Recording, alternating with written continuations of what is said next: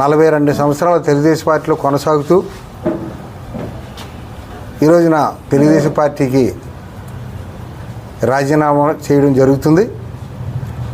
దీనికి అనేక కారణాలని మీ అందరూ తెలుసుకున్న విషయం. ఎందువల్లంటే మరి గతంలో రాజకీయాల మీద ఆసక్తి మీద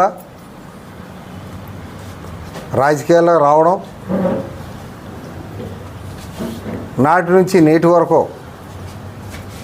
ప్రజాసేవలో కొనసాగడం, ఈ రోజున కొన్ని కారణాల వల్ల నాకు వచ్చినటువంటి అవకాశం తీసుకోవడమే కాకుండా తెలుగుదేశం పార్టీ నేషనల్ అధ్యక్షుడు చంద్రబాబు నాయుడు గారి దగ్గరికి వెళ్ళి నాకు పదవి కల్పిస్తానని హామీ ఇప్పించడం, తర్వాత మమ్మల్ని దూరం పెట్టాలన్న దురుద్దేశంతో వాళ్ళ యొక్క ప్రయత్నం కొనసాగడం, రాజకీయాల్లో ఇప్పుడు కూడా 42 సంవత్సరాలు సర్వీస్ చేసినప్పటికీ తాలూకా పదవులతోటే తృప్తి చెందాము తప్ప ఇప్పుడు జిల్లాలో ఉన్నటువంటి జిల్లా పరిషత్ కానీ, గ్రంథాలయం కానీ, సెంట్రల్ బ్యాంక్ కానీ ఇప్పుడు ఆశించలేదు. నియోజకవర్గంలో ప్రజలకు సేవ చేయడం పరమావధిగా భావిస్తూ పనిచేసాం. ఈ రోజున వేరే పార్టీలోకి వెళ్ళడం బాధగా ఉన్నప్పటికీ ఇప్పుడున్నటువంటి మోసపూరితమైన రాజకీయాలకి మొదలగా తప్పలేదు. తప్పనిసరిగా రేపు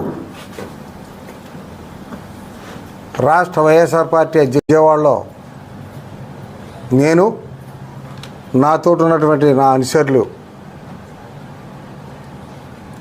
జాయిన్ అవ్వడం జరుగుద్ది. తప్పనిసరిగా తుని నియోజకవర్గంలో వైఎస్ఆర్ పార్టీని గెలిపించడానికే మా శాశ్వతాల కృషి చేస్తాం. అదేవిధంగా ఎంత విశ్వాసంతో తెలుగుదేశం పార్టీలో పనిచేసామో అదేవిధంగా పదవులు ఆశించకుండా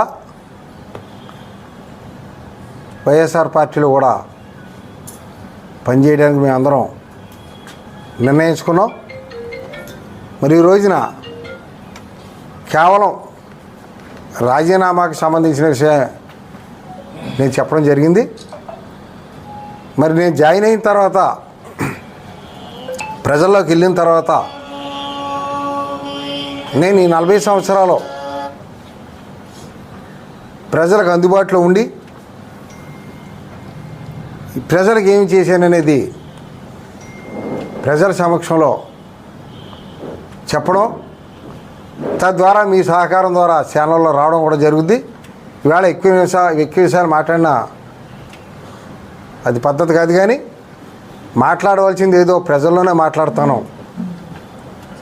నేను ఎంతవరకు ప్రజలకు అందుబాటులో ఉన్నానో, ఈ 40 సంవత్సరాలు నేను ఏ విధంగా తెలుగుదేశం